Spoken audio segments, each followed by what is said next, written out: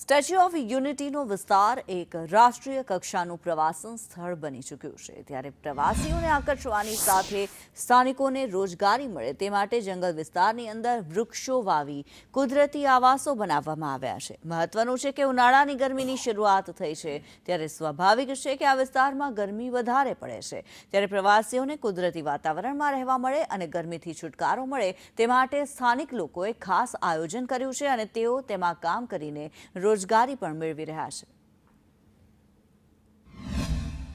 સરકારનો હોમસ્ટેનો પ્રોજેક્ટ છે અને એમાં અમે અહીંયા અમારા ગામમાં આ બનાવેલું છે, રિસોર્ટ ટાઈપ બનાવેલું છે।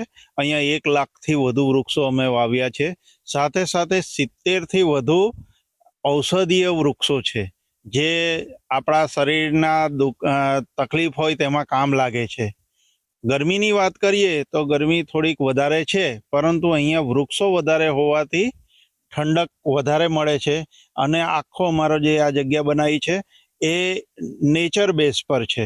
એને લીધે પ્રવાસીઓ નેચરને વધારે પસંદ કરે છે અને અહીંના ખોરાકને વધારે પસંદ કરે છે, એટલે આવે છે। હાલમાં આટલી બધી ગરમી પડે છે કે અમને ફરવાનો સ્ત્રોત શોધી રહ્યા છે, તો અમને નર્મદા જેવું સારું જગ્યા મળ્યું અને નર્મદા વિસ્તારમાં એટલા બધા રિસોર્ટ ને છે કરીને આ જંગલ વિસ્તાર છે, તો અહીંયા આજુબાજુના પશુ પક્ષી ને અલગ અલગ પ્રકારના જાનવર ને બધું જોવા મળ્યું અમને, અને જોઈને અમને બહુ આનંદ થયો। First time statue of unity આવ્યો છું અને આ ઉનાળો ચાલુ છે અહીંયા, અને ઉનાળાની અંદર અહીંયાનું જે એટમોસ્ફિયર છે એટલું કે મને એવું લાગે છે કે હું ડિસેમ્બરમાં આવ્યો છું અહીંયા, એવું મને અહીંયાનું એટમોસ્ફિયરનું ફિલિંગ થઈ રહ્યું છે।